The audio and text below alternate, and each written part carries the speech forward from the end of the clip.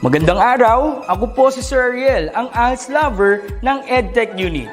Narito po ako para sa isang napakagandang balita at upang magpaalala na ang kinabukasan ay mas gaganda at uunlad kung ang lahat ay patuloy na mag-aaral. Sa edukasyon sa ating bansa, tiyak na walang maiiwanan sa pag-abot ng mga pangarap.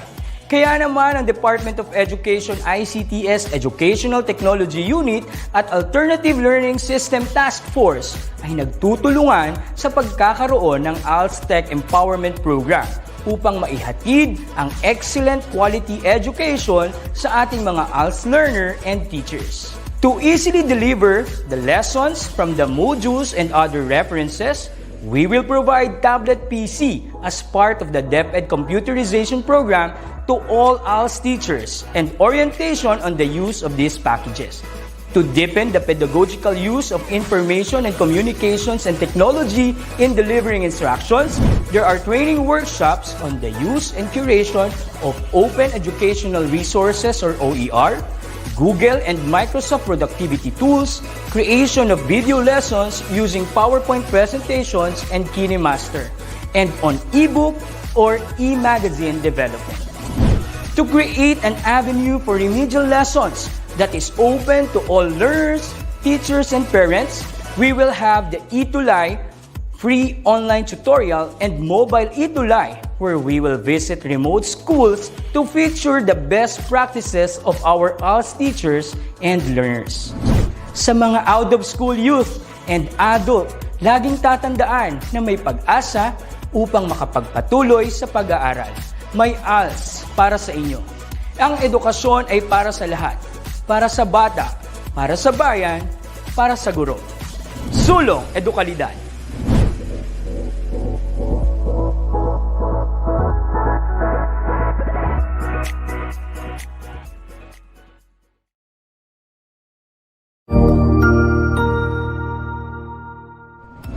Magandang araw, Sir Wilbur po, at your service. Narito ang ETUlay upang gabayan ka sa inyong pag-aaral upang lubos na maunawaan ang iba't ibang paksa o subject. Ang ETUlay ay isang free online tutorial class na pinangungunahan ng ICT's Educational Technology Unit sa pamumuno ni Undersecretary Elaine Del B. Pascua. Ang programang ito ay hindi lamang para sa mga bata, kundi ito rin ay magsisilbing gabay sa mga magulang at mga guro kung paano nila ituturo o gagabayan sa bawat asignatura ang kanilang mga anak o mga estudyante. Sa kasalukuyan, ang self-learning module mula sa rehiyon ng Calabarzon at kilala sa tawag na Pivot ang ginagamit sa ating ETUlay online class. Kaya ano pang hinihintay ninyo? Ihanda na ang inyong mga ballpen o lapis, papel o kwaderno at samahan kaming itulay ang pagkatuto para sa bawat batang Pilipino. Sama-sama tayong magtutulungan para malampasan ang mga hamon sa panahong ito. Halina't matuto kasama ang inyong online tutor sa oras na ito.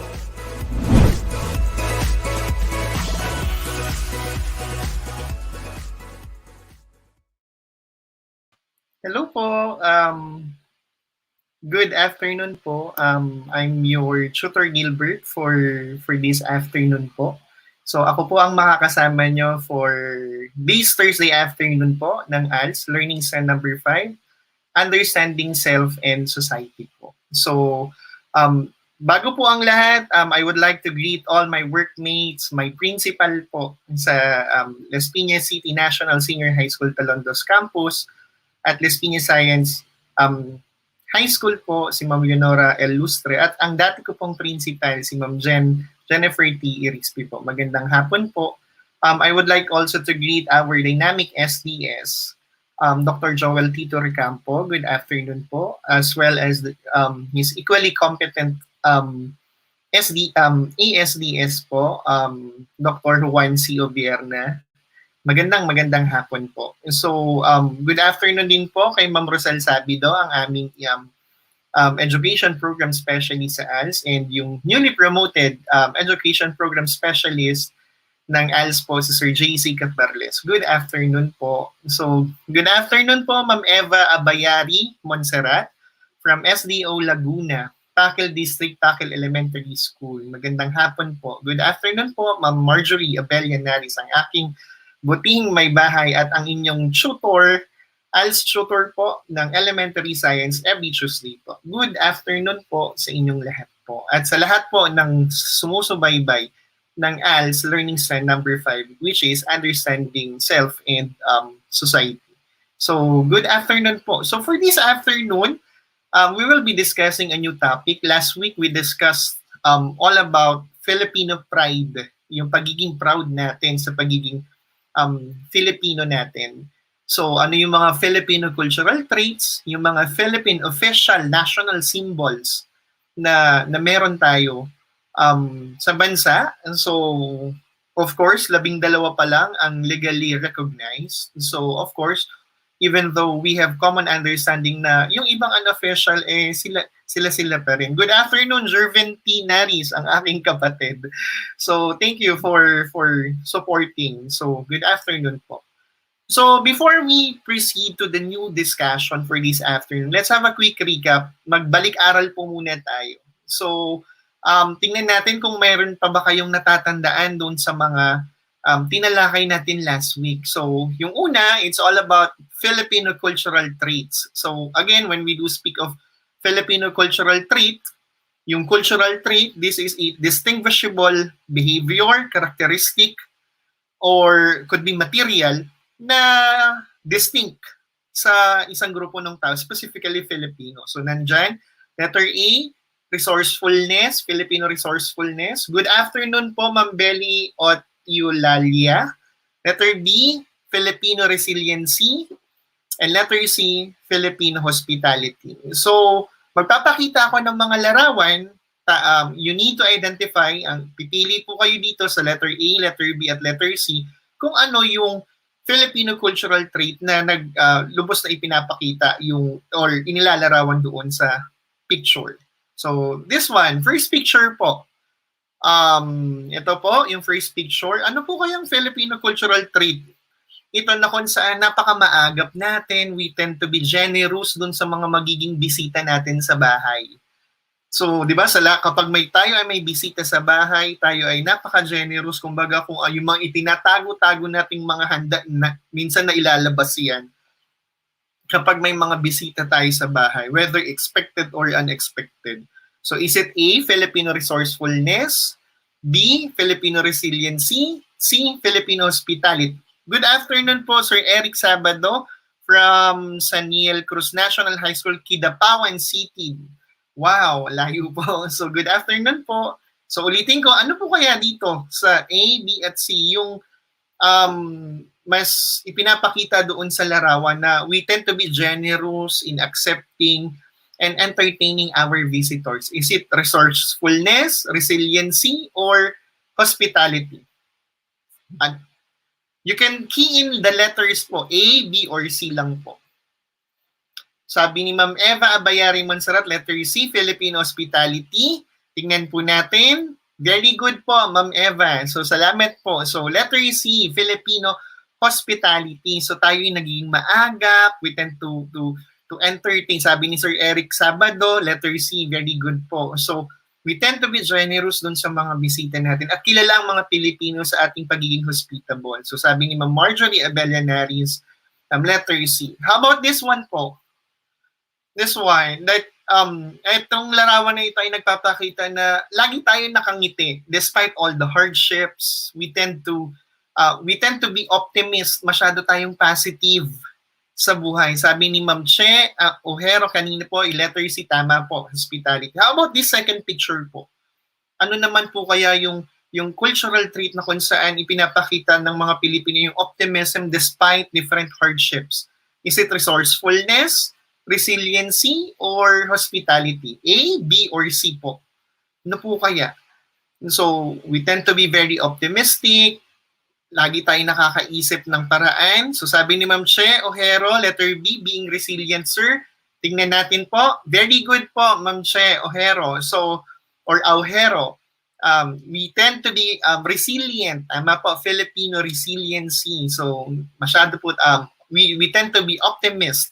Positive lang po tayo despite kahit anong hirap na ng buhay, nakangiti pa rin tayo. So sabi rin ni Ma'am Eva, Abayari Montserrat, letter B, at ni Ma'am Marjorie Naris po, letter B.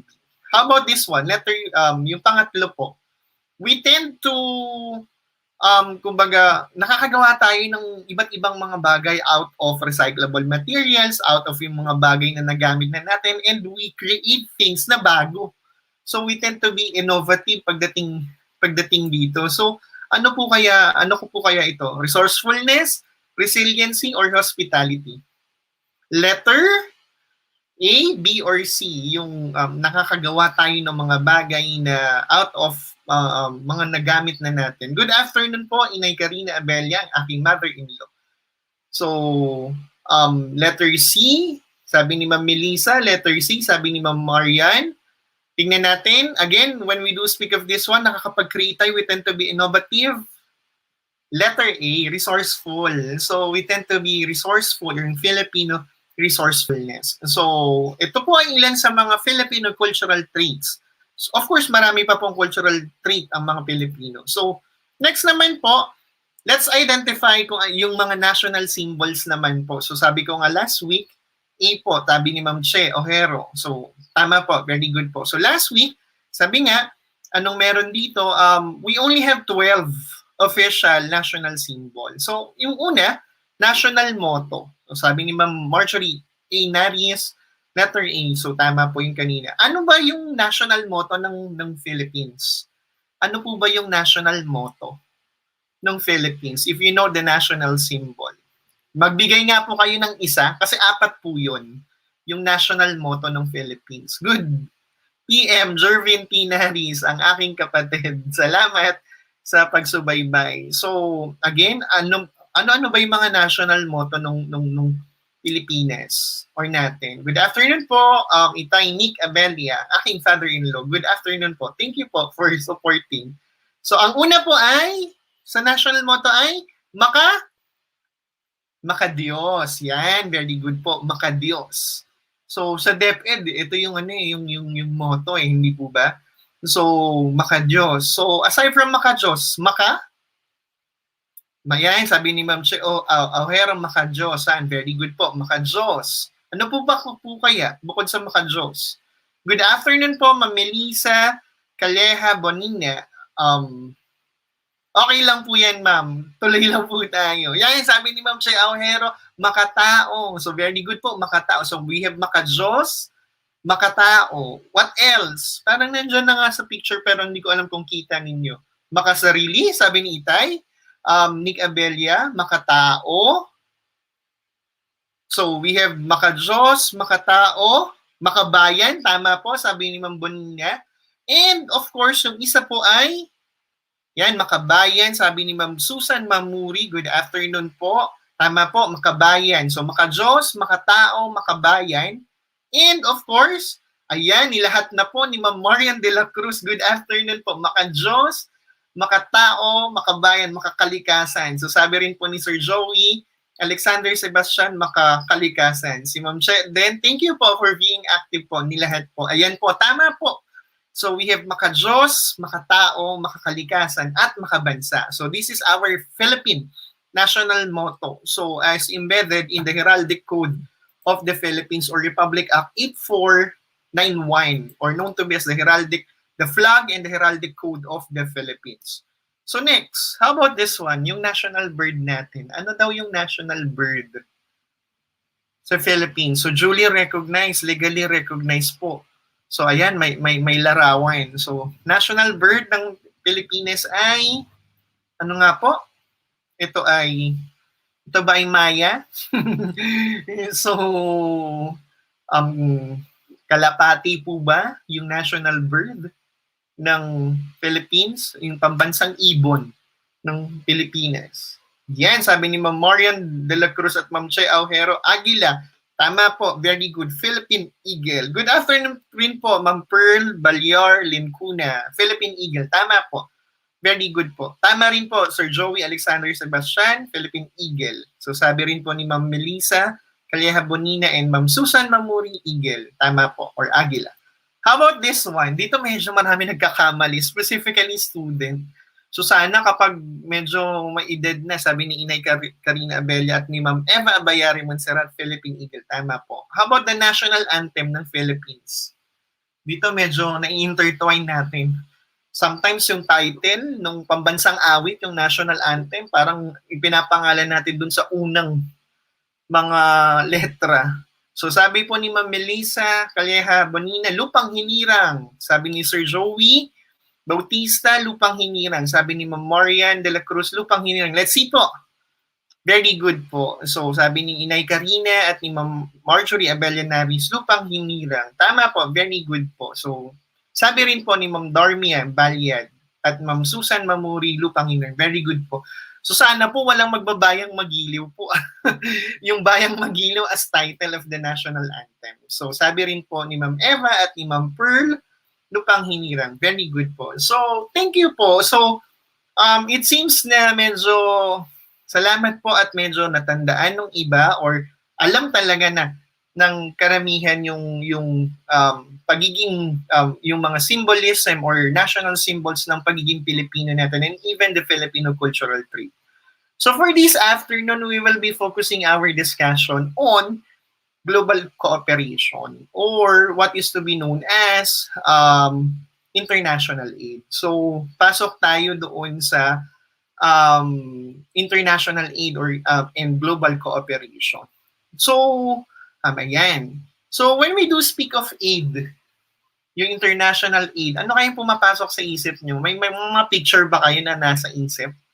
Pag sinabing aid, or other synonymous terms could be assistance, di ba? International assistance or international aid. Ano kayong mga picture na naiisip natin or pictures sa isip natin when we do speak of this one? International, lalo pambansang, di ba?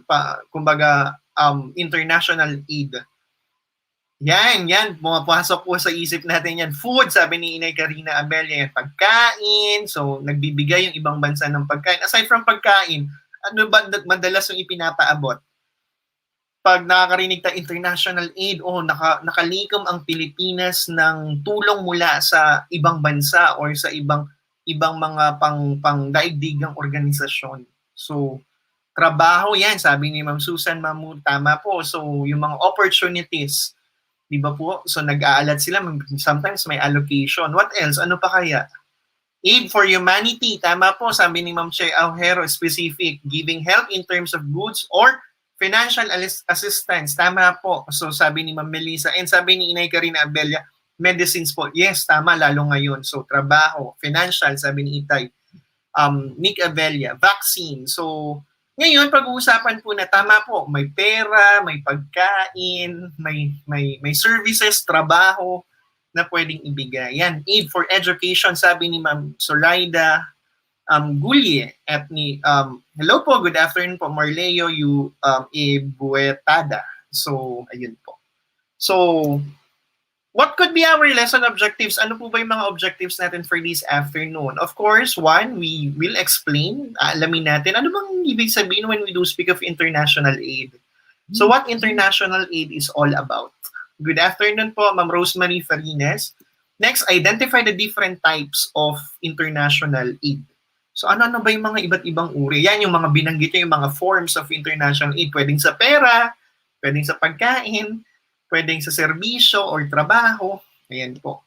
And analyze the effects of international aid as well as its benefits and even some of the problems. So ito yung mga tunguhin or layunin natin for this afternoon. So, when we do speak of international aid, of course, yan, international aid, sabi nga, synonymous word will be assistance. It refers to any type of assistance that one country voluntarily transferred to another. So, sabi nga, we are living already in a globalized environment wherein most of the countries, kahit pa magkakaiba tayo ng lahi, magkakaiba pa tayo ng relihiyon, dahil sa globalisasyon, we are already living in a globalized world na kung saan there is already an interdependence and of course, global cooperation, mutual cooperation ng bawat bansa. So, ano't ano pang mangyari sa isang bansa, isa sa mga global responsibility ng bawat bansa ay tulungan.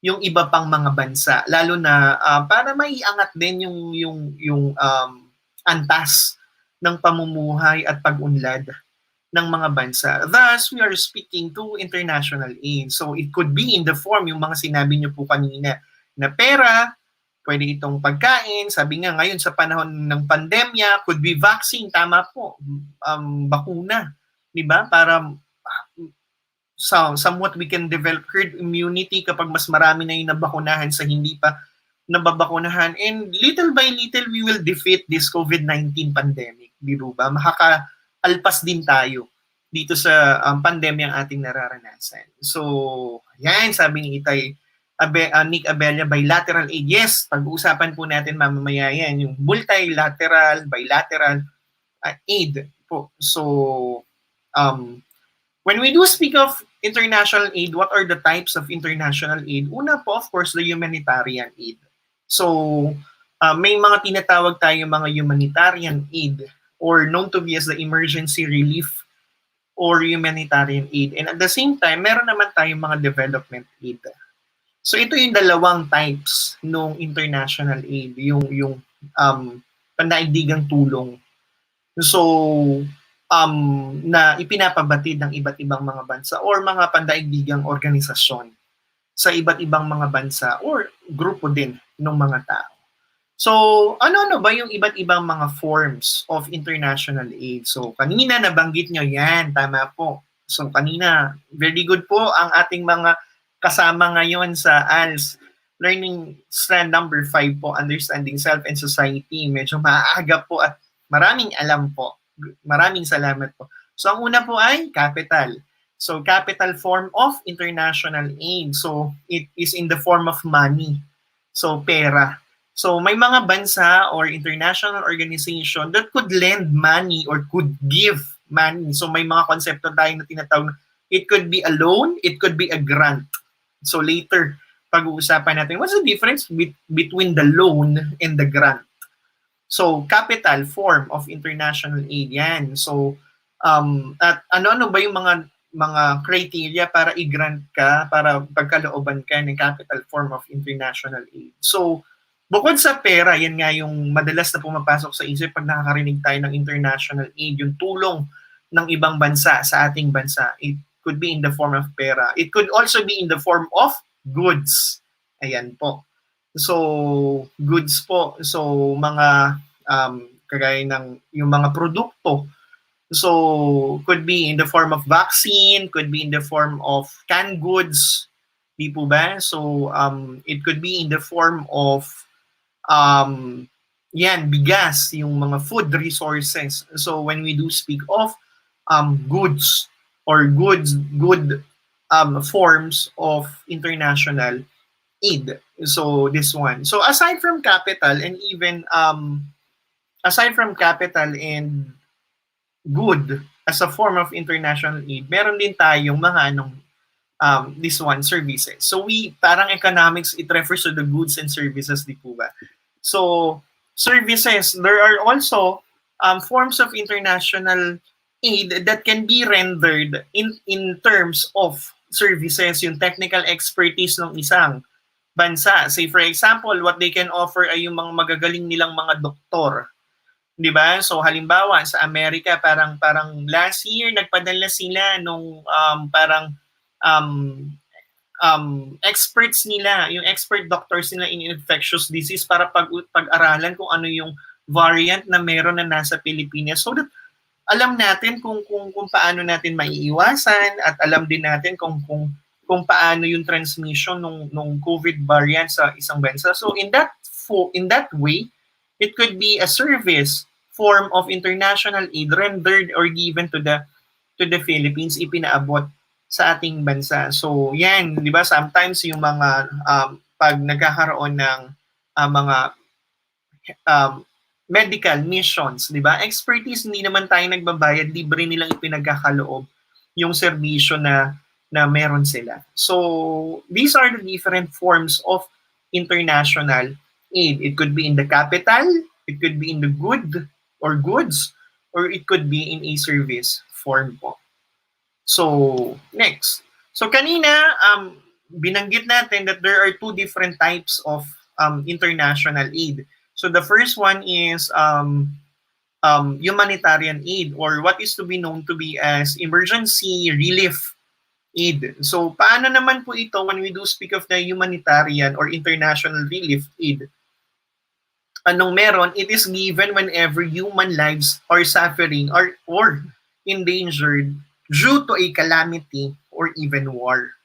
So ano-ano po due ito? So pag nanganganib yung buhay ng mga tao due ito to calamity or even war. So ano-ano po ba yung mga calamity na nagiging criteria para magkaroon ng or para makatanggap ng humanitarian or emergency relief aid? So ano-ano po yung mga halimbawa ng mga natural calamities? Of course, alam na natin yung war. So it could be pandaigdigan or could be civil war sa loob lang ng bansa na gaganap. So halimbawa yung kunyari halimbawa yung sa Syria. So yan bagyo, so different storms, di ba? So say for example, yung Philippines nakaranas ng Typhoon Ondoy and even Yolanda, we receive different humanitarian aid sa mula sa ibang bansa. So yan, sabi ni Ma'am Marjorie Abellaneres, pandemya. So tama po. So we have earthquakes, yan, ilan yan sa mga national calamities. Diba, yung pagputok ng Taal, so dahil maraming naapektuhan. So we receive international aid, could be in the form of money, goods, or services. So parang, diba recently nga dahil nasunog, yung parang nagkaroon ng sunog sa Philippine General Hospital, may isang sikat na NBA player na nagpaabot ng tulong pinansyal para doon sa recovery nung Philippine General Hospital. So props to that NBA player. So it was in the name of Damian Lillard, hindi po ba?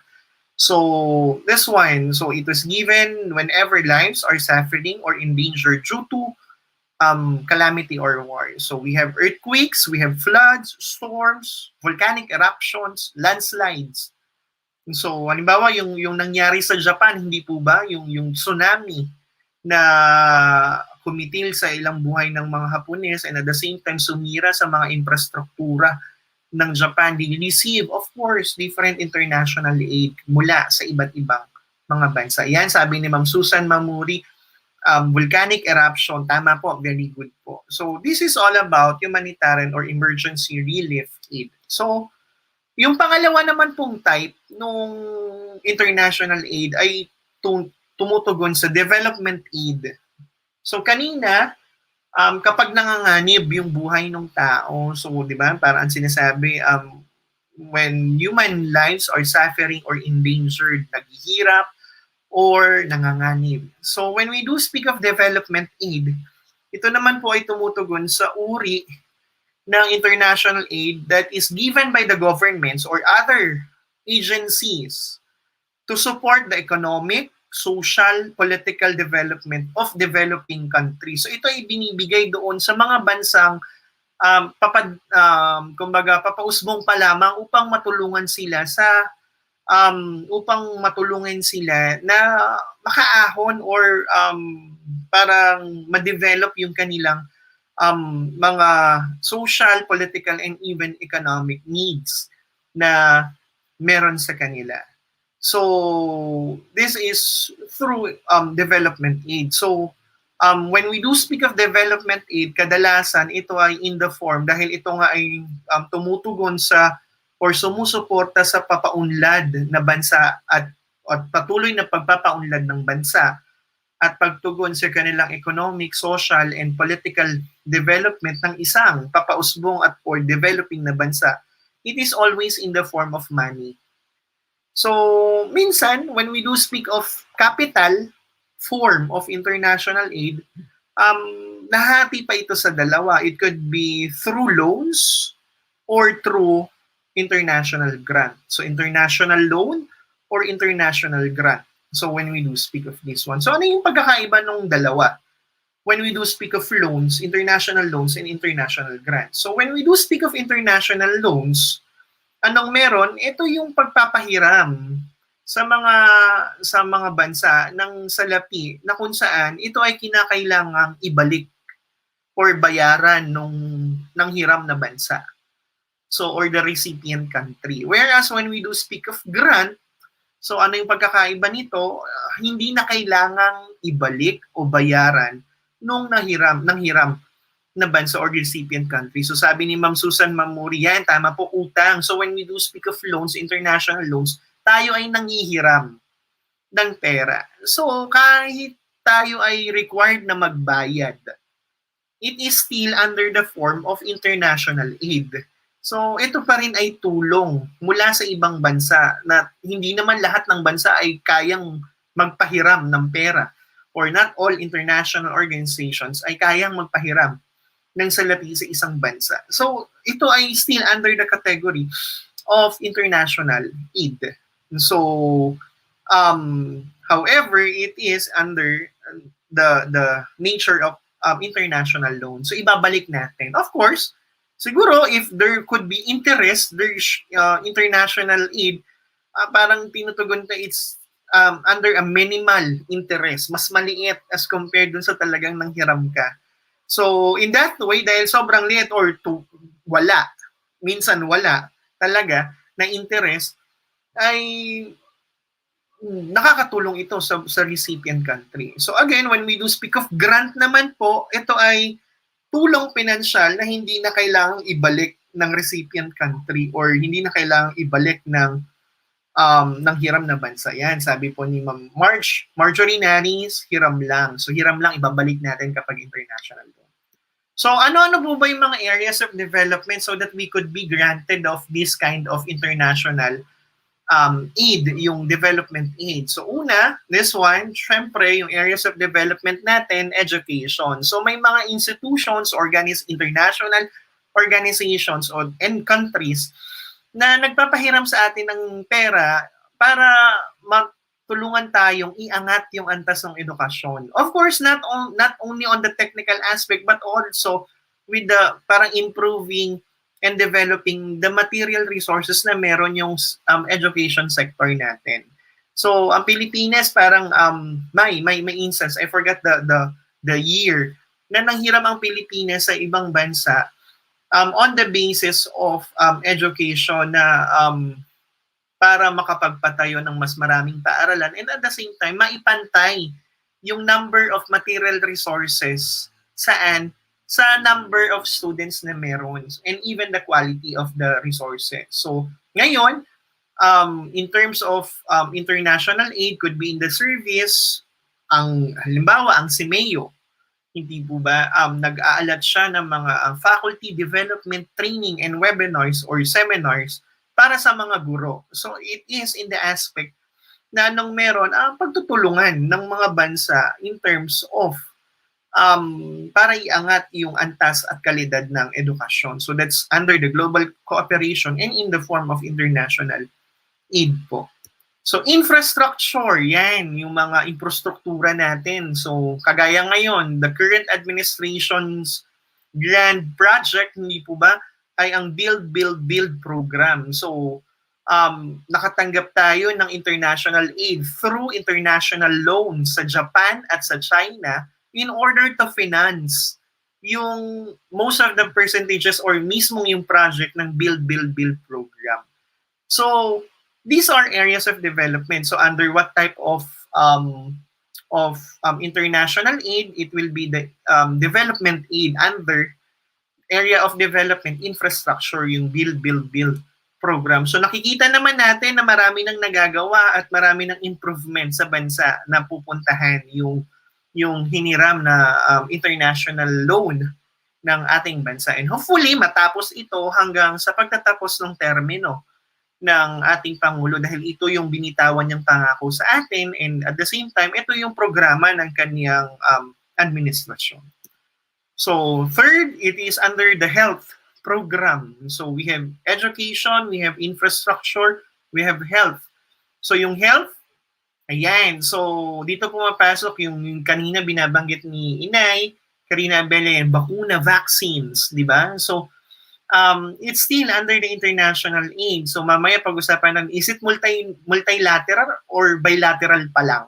Or nandun na siya sa humanitarian kind of international aid? Kasi yung donors ay naka-classify din into what type ng donor sila. Is it multilateral, bilateral, or humanitarian? So yung health, ngayon, hindi ba mapapansin dahil napaka-limited pa nung bakuna na available or yung vaccine sa COVID, so kahit anong brand yan, it's still on the sole decision of the country na kayang mag-produce nung bakuna. So halimbawa, ang Amerika, ang China, ang Japan, ang Russia, ay may mga kapasidad na sila at na magdesisyon kung na magbahagi ng kanilang bakuna through international aid. So this one, so it is under the form of good, di ba? Hindi naman pera yung pinahiram. So sa infrastructure yan, pera yan. So yung pwedeng ipahiram. So ayan, nadoble yung health. So when we do speak of this one, aside from health, ayan, science and technology. So instead of health, yung nadoble, pwede rin sa environment. So when say for example, yung project natin yung sa Boracay, hindi po ba? So yung pagpapaganda at pagpapanatili ng ating kalikasan ay still under the areas of development sa international aid that we could be granted ng international loan or international grant. So, yung sa Manila Bay, I believe, ay pinondohan ng pamahalaan through international loan. So, of course, nangutang ang bansa natin para sa environment, pagpapaganda ng kalikasan, and halimbawa sa Boracay. So, science and technology, and yung last one po ay yung food and agriculture. So, dati ang Pilipinas ang kumbaga rice capital ng Southeast Asia. So anong pinapadala natin sa ibang bansa? Of course, yung expertise na meron tayo. So eventually, of course, nariyan na ang Thailand, ilan sa mga nagsulputan ng mga rice capital ng Southeast Asia na pwede rin tayong makakuha ng mga techniques like science and technology and even yung mga binhi in the food and agriculture na meron sila. So through international aid, so under the form of goods and even services. So these are the areas of development of international aid, specifically yung development aid. Okay, so medyo yun, nag-discuss tayo. So let's have a quick recap. Let's check our understanding doon sa mga patuloy pa rin po na nakasubaybay for this afternoon po. So, all you need to do is to identify, magpapakita ulit ako ng mga larawan, all you need to do is to identify anong field ng need yung inilalarawan sa picture. Is it aid for education? Is it aid for infrastructure? Or is it aid for environment? So, A, B, or C. So, this one, itong picture na ito, ayan. So, nagtatapon siya. Nagtatapon ba? O, parang nagtatapon. Yes, nagtatapon ng dumi at kalat saan sa mga estero at or ilog. So, sa tingin nyo, ano yung nasaan yung need ng mga ganitong activities? Is it aid? Kailangan ba natin ng tulong aid for education? Aid for infrastructure? Or aid for environment? Kapag parang halos karamihan ng mga mamamayan ay nasanay ng magtapon ng kalat sa ilog.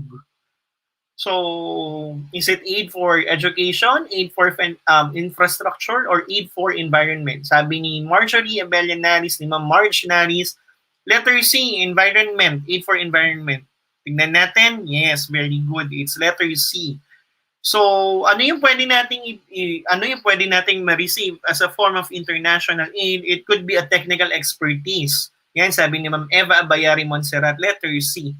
Aid for environment. Yan, technical assistance, may na magpapaliwanag sa atin ng mga downside at negative effects ng mga ginagawa natin in our environment. Yan, sabi ni Inay Karina Abelia, letter C. Tama po. So, very good po. So, it's letter C when we do speak of this one. So, technical aspects, so hindi naman kailangan pera So pwede ring pera para ma-develop yung area. However, dun sa attitude nung tao na nagtatapon, kailangan niyang matuto at kailangan niyang maunawahan na may mga masasamang epekto or masamang bunga yung ginagawa niya. Okay, this one. Ayan, ano napansin niyo kung nakikita niyo yung larawan sa likuran? Medyo anong meron dito? Medyo parang may crack yung sa likod, sa wall. So,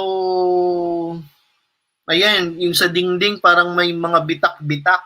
So, when we do speak of this one, aid for infrastructure, but ito, aid for environment or aid for education. So, ano yung ginagawa ng mga bata? Nagbabasa sila, pero however, anong meron, di sila makapag-focus kasi yung room nila may bitak. So, sabi ni Ma'am Marge Naris, letter B. Let's see. Ayan. So, letter B, aid for infrastructure. It is aid for education. It's letter A, education. So, letter B pa rin, ang sagot ni Ma'am Marjorie Abellanari. So, when we do speak for aid for education and aid for infrastructure, again, anything na kahit ano yung i-develop natin within the aspect of education, it's still aid for education. So, okay lang yan. So, be it yung school facility, building, comfort rooms, materials, basta pertaining to education, still aid for education. How about this one? Ayan, siguro as a result of war or natural calamity, yung matanding calamity na tumama sa lugar na yan, medyo nasira yung mga parang may building na nasira na naapektuhan yung tulay. So, is it aid for education, aid for infrastructure, or aid for environment? Ito ay tumutugon sa letter. Yan, may nasirang tulay, may nasirang mga infrastruktura. So, ito ay tumutugon sa yan. So, when we do speak of this one, dito po papasok yung letter B. Si aid for infrastructure. So, let's continue. So, ito naman po. Yan, sabi ni Inay Karina Abellan, letter B. Tama po. Very good po. So, letter B, sabi din ni Marge Naris. So, is it aid for health, aid for emergency relief during wars, or aid for food and agriculture? How about this one?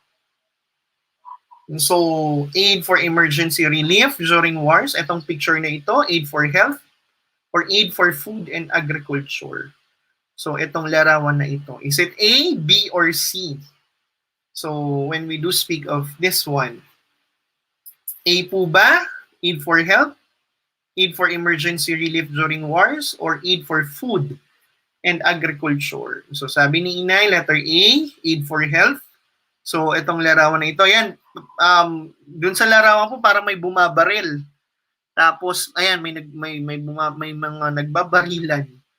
So, let's see. When we do speak of this one, ayan, it's letter B po. So, aid for emergency relief during war. So, when we do speak of emergency relief during wars, pwede itong pagtugon at pagsagip doon sa mga biktima at inosente sa panahon ng digmaang sibil or mismong digmaan itself.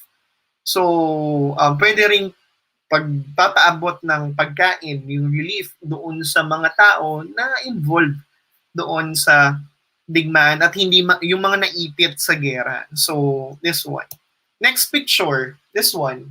Yan, may kalabaw, tapos may magsasaka, tapos may araro siya, pero parang di naman umuusad. Parang doon sa picture, anong makikita, parang napaka-plain nung ginagalawan nilang bukirin. So, hindi matataas yung parang palay. So, is it aid for health, aid for emergency, or aid for food and agriculture? Ayan. So, when we do speak of this picture, ito po ay tumutugon sa yan, letter C po. So, aid for food and agriculture. So, siguro yung panahon ay, kunyari, El Nino. So, di ba? So, there is an aid for food and agriculture. So, pwedeng in the form of money. So, tama po, sabi ni Inay, letter C. So, it could be in the form of money. So, para maka-develop nila yung irrigation system nila. Hindi po ba? And at the same time, yan, sabi ni Marge Abellaneris, letter C. So, tama po. So that they can develop their irrigation system, or could be good in terms of yung binhi, yung bibigyan ng mga magsasaka ng mga binhi. So, and last picture, this one. Ayan. So, kung mapapansin, parang sa ospital, yung larawan. Is it aid for health, emergency relief during wars, or aid for food and agriculture? Ano naman po? A, B, or C? Yan. So when we do speak of this one, it's letter A. Very good. So tama po. It's letter A. So aid for health. So tama po, Inay Karina Abella, letter A po. So let's proceed. So when we do speak of international aid, we need to go to the discussion about the classification of donors. So we need to understand that in the in the actual practice of international aid, there are two different player or yung tao na involved. So yung donor, yung nagbibigay ng international aid, at yung recipient. So the donor, yung nagbibigay ng international aid, ng tulong, may iba't ibang klasifikasyon. So dito pumapasok yung kanina, tama po yung mga nabanggit na po kanina, no? So we have what we call the multilateral international aid. So multilateral international aid, we have the bilateral international aid, and at the same time, we have the humanitarian international aid. So ano kayang pagkakaiba nitong tatlong to? Multilateral, bilateral international aid, and humanitarian international aid. So let's proceed. So when we do speak of multilateral international aid, so from the word itself, multi, para multiple, di ba? Multilateral international aid. So again, these are classifications of donors. So sa donor tayo nakatuon. So when we do speak of multilateral international aid, multiple, there are two or more countries or organizations who voluntarily aid the recipient country or the organization. So may higit sa isa na bansa or countries na tumulong. So, or nagpaabot ng international aid, be it in the form of goods, be it in the form of capital, or be it in the form of services. So, answering yung isang need ng isang bansa or ng isang organization. So say for example, nung Typhoon Yolanda or Typhoon Ondoy sa Philippines, dahil maraming infrastructure ang nasira in some parts of sa Philippines, at maraming nasirang mga pananim in most of the parts of the Philippines, we receive from that kind of parang humanitarian international aid or yung emergency relief aid, yung problema na yon through natural calamities ay tinugunan ng iba't ibang bansa. So, anong meron? That's a multilateral international aid. So, ano yung mga halimbawa ng mga multilateral international aid ng mga organization? So, these are the multilateral international aid organization.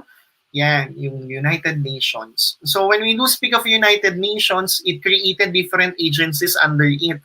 We have the UNICEF. Ayan. Yan, we have the UNICEF. We have the UNESCO. So may iba't ibang agency ang United Nations para tugunan yung pangangailangan ng iba't ibang mga bansa. And when we do speak of United Nations, currently there is already 193 member countries sa United Nations. So when United Nations act on a specific need ng isang bansa, of course, ito ay pagtugon nung hindi lang ng United Nations itself but nung mga member countries nito doon sa bansang nangangailangan. So it could parang pwede siyang magpahiram ng kumbaga mag-lend ng mga tulong through goods and even services na kaya niyang ipaabot. So when we do speak of United Nations, ito ay nagsimula noong matapos ang ikalawang digmaang pandaigdig. And of course, it continued to respond to the different problems and issues ng iba't ibang mga bansa. So through its kumbaga yung mga nasa ilalim ng mga agency. So this one, United Nations. Second, so when we do speak of the second, anong meron naman po ay World Bank. So when we do speak of this one, yung World Bank, it's a financial institution na consisted of 189 member countries na nag-grant na or nagpapahiram ng international loan or financial assistance sa iba't ibang member countries. So of course, if you're a member country, specifically, makakahiram ka dito and at the same time, medyo maliit yung interest and some of the interest ay anong meron, parang may dividends na nakukuha yung bawat mga iba't ibang mga bansa. So parang ang sabi nga dito sa World Bank, it's a giant piggy bank where countries put their money for safekeeping and at the same time, anong meron, yung mga bansa, pwede rin silang manghiram dito sa World Bank. So again, 189 countries, medyo malapit dun sa membership countries ng United Nations. So of course, if we have the world financial institutions, we have the regional financial institution. We have what Asian Development Bank, the ADB. So of course, kung ito ay regional, continental actually, so meron itong 68 member countries when we do speak of the Asian Development Bank and 49 of which yung 68 na yon mga bansa na nasa continent ng Asia. So nasa kontinente ito ng Asia. So kagaya ng World Bank, it also allows financial assistance. It also parang give financial assistance to its member countries. So para anong meron for the economic growth ng mga bansa in the Asia-Pacific region. So kung mapapansin, when we do speak of the Asian Development Bank, parang hinihit niyang target ay yung development aid. So of the two, instead of humanitarian aid, nandun siya sa development aid. So nagpapahiram ng loans and could be grants sa mga bansa to facilitate economic growth ng mga bansa na nasa Asia-Pacific region. So this one, so mapapansin yung membership nila medyo malaki. Dito ba? So next, aside from multiple international aid, we also have bilateral international aid. So when we do speak of bilateral, di ba parang dalawa. So 1:1. So anong meron? May isang donor at that will respond to the needs of one country or organization. So it refers to one country or organization who voluntarily aids the recipient country or organization. So halimbawa, isa sa mga bilateral international aid ay anong meron? We have the regional financial institution like Asian Development Bank. We have the World Financial Institution. And yet, the Philippines, in order for the current administration to facilitate the Build program, nagkaroon siya ng bilateral international parang aid coming from Japan and China. So may utang tayo sa Japan at sa China. So international loan.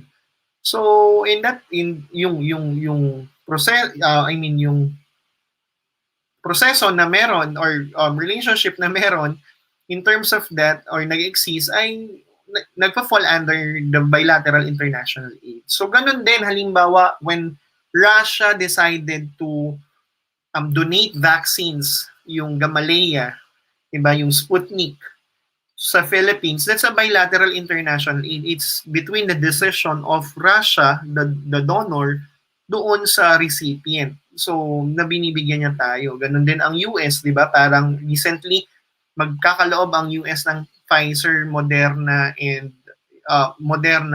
vaccines ibibigay sa Philippines. That's still under the Bilateral International Aid. So, hindi yun desisyon ng iba pang mga bansa. Of course, may iba pang bansa na may kailangan ng bakuna. Ganon din ang China when they decided to donate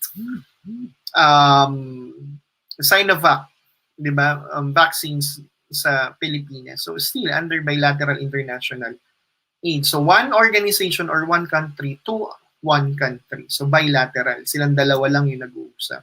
So example of it should be bilateral international aid. Yan, United States Agency, the USAID, International Development. We have the IDO, Japan, Official Development Assistance. Yan, dyan ang hiram ang Pilipinas ng international loan in order to finance yung Build program ng Philippines. So, and Canadian International Development Organization. So, mapapansin itong mga organizations na ito ay nakapangalan na mismo sa bansa.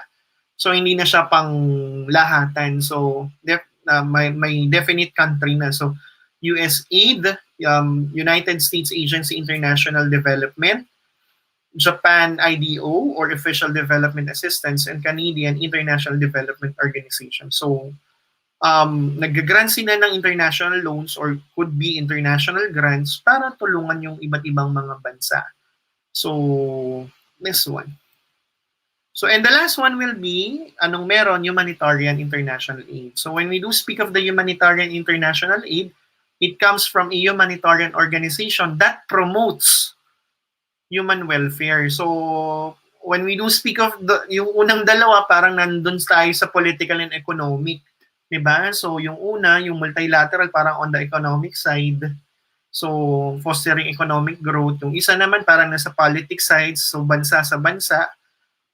So, how about this one, Humanitarian International Aid? It comes from humanitarian organization. So, parang walang masyadong affiliation on a specific country. It comes from a humanitarian organization that promotes human welfare. So, purely, nagsaserve sila and they grant international aid to help and to aid parang yung human welfare ng mga tao sa mga nangangailangang bansa. So, ano yung mga halimbawa nung Humanitarian International Aid? Yan, yung ICRC or the when we do speak of this one, International Committee on Red Cross.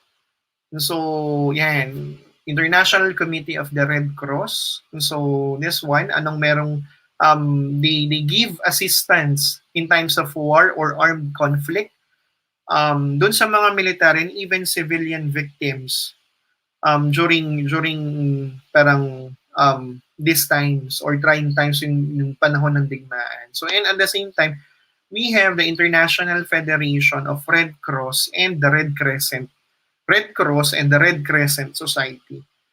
So, ano naman po ang meron dito? So, kung yung ICRC ay tumutugon sa human welfare in times of conflict or armed conflict, ito namang International Federation of Red Cross and Red Crescent Societies, tumutugon naman po sila sa iba't ibang mga natural disasters, yung sa welfare ng tao during times of natural calamities.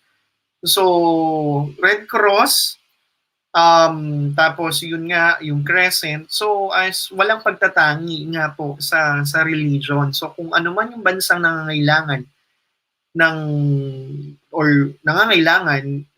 tutugunan nila.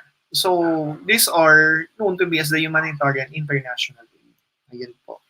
So, let's have a quick recap po when we do speak of this one. Can we have a quick recap? So, capital, goods, or services. So, ano yung mga forms nung international aid? So, first, when an earthquake occurred in Baguio in 1990, many relief operations workers arrived to rescue those trapped under the buildings. So, ano yung ipinadalang tulong? So, nagpadala sila ng relief operation workers So, capital, good, or services? Ayan. So, when we do speak of this one, operation workers, relief operation workers, so kulang sa tao. So, ano yung natanggap nila? Letter C. Very good po. Letter C, services po. So, next. A sum of 300,000 was given by different countries to help the government buy more blankets and mats for those staying in the evacuation center. So, is it capital? Is it good? Is it service? Ayan. So, when we do speak of this one, ang binigay po ay service po ba? It's letter A, capital should be. It's letter A. And last one, due to the lack of buildings and equipment in Mindanao, many children cannot go to school. So teachers went to the evacuation centers to teach them. Ano po yung binigay? Teacher. So it's letter C, service po. So nagkabaliktad po. So yung isa ay capital, tama po. Yung sa pangalawa and yung sa pangatlo ay letter C. So next one po. Our last activity. ETUlay is a community by the seashores or by the seashore. Its residents are mostly fishermen. The sea is abundant with fishes and other sea products like seaweed. However, most of the fishermen are poor and cannot afford to buy their own boats and fishing equipment. In this case, what form of international aid can help in the development of ETUlay? Ano ba yung pwede nilang matanggap? Pwede ba sila makatanggap ng capital resources or capital form of international aid? Yes, pwede po. Through what? Pwedeng mag-donate or magpaabot ng tulong pinansyal sa BIFAR or Bureau of Fisheries and Aquatic Resources. Then the BIFAR or Bureau of Fisheries and Aquatic Resources will be the one to create programs doon sa ETUlay. So pwede ba sila for goods?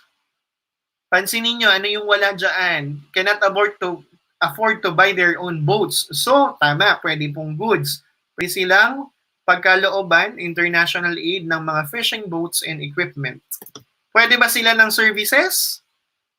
Pwede rin po. So, through technical assistance. So, bibigyan naman sila ng kaalaman on how to cultivate the marine resources na meron dun sa ETUlay. So, just like what discussed last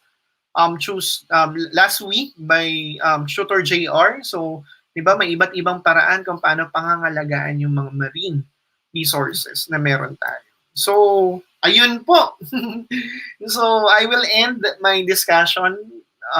Lagi po kong ginagawa na to end this with a saying, alone we can do so little, together we can do as much, according to Helen Keller. So, anong ibig po sabihin nito? Na kahit magkakaiba po tayo ng kultura, magkakaiba po tayo ng nationality, or magkakaiba po tayo ng orientation. Anong meron po, what is more important in order for us to defeat the big challenges na kinakaharap ngayon ng humanity, specifically the pandemic, we need to stick together and be unified in fighting this pandemic. So again, alone, we can do so little, together we can do as much po.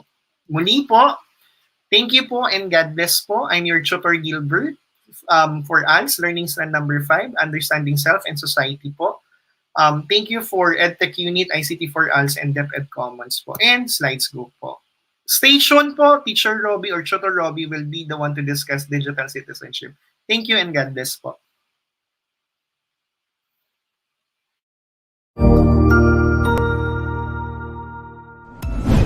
Sigurado ako na marami ka na namang natutuhan sa ating ETUlay tutorial session ngayong araw.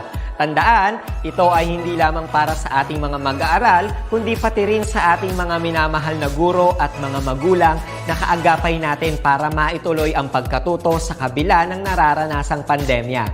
Patuloy ding sumubaybay sa DepEd TV para sa mga araling ginawang video episodes. Mapapanood ito mula Lunes hanggang Sabado, alas 7 ng umaga hanggang alas 7 ng gabi sa inyong mga telebisyon. Abangan bukas mula 1:00 ng tanghali ang iba pang aralin sa ating ETUlay free online tutorial session sa mathematics. I-like and subscribe at manatiling nakasubaybay sa ating ETUlay tutorial session sa DepEd Edtech Unit FB page at Educational Technology Unit channel sa YouTube at sa DepEd Tayo at DepEd Philippines social media accounts. Paalam!